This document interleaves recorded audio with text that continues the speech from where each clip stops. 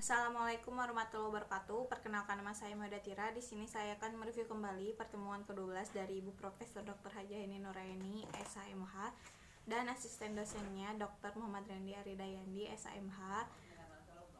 Dalam KUHP terdapat 4 hal yang dapat menghapuskan pidana, yaitu nebis indem pasal 76 KUHP,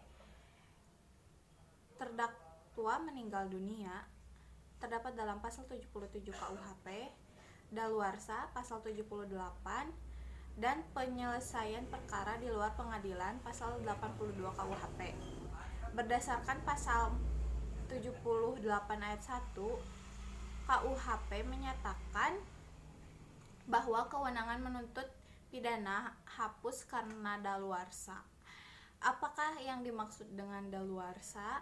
Menurut Satoshi Kartanegara, daluarsa adalah suatu keadaan apabila seorang pada suatu saat melakukan kejahatan atau pelanggaran, akan tetapi terhadap orang itu tidak segera dilakukan penuntutan oleh karena delik tindak pidana belum diketahui atau orangnya melarikan diri.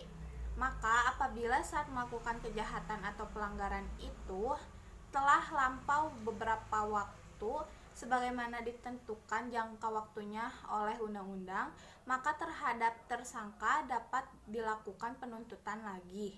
Oleh karena kewenangan untuk mengadakan penuntutan itu telah dihapus.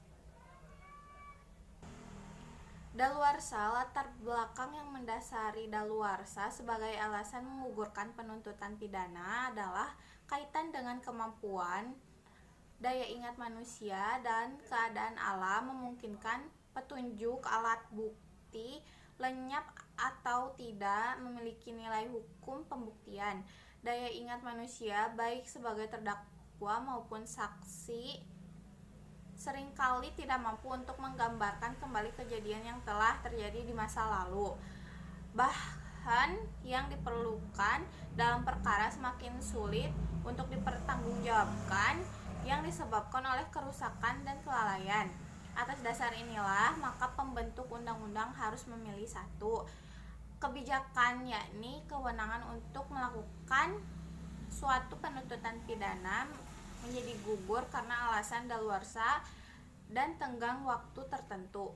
Tenggang waktu tertentu yang menjadi alasan daluarsa penuntutan dibedakan menurut jenis berat ringan perbuatan pidananya. Sekian, wassalamualaikum warahmatullahi wabarakatuh.